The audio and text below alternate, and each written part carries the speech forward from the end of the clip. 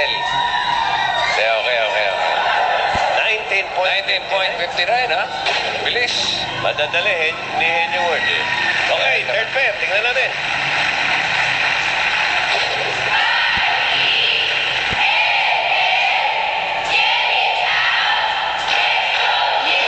Ito po ang aming pinagmamalaking school.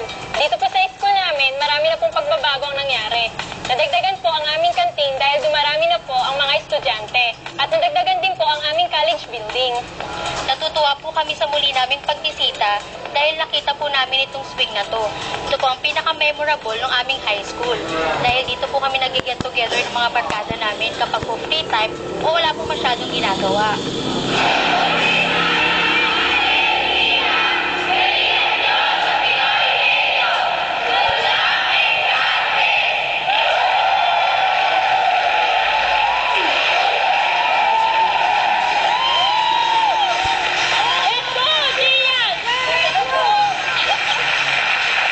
Jesus is Lord.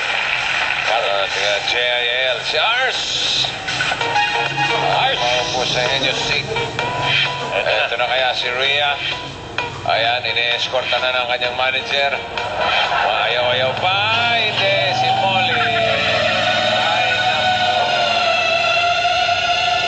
Ito, baka ma-Henry Ward na ito. 19,000.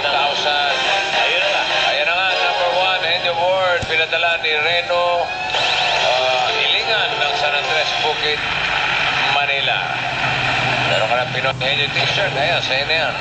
And additional 5,000 para sa inyo kapag nasagot nyo to. Okay? Ready? Aber. 2 minutes. Go. Bagay.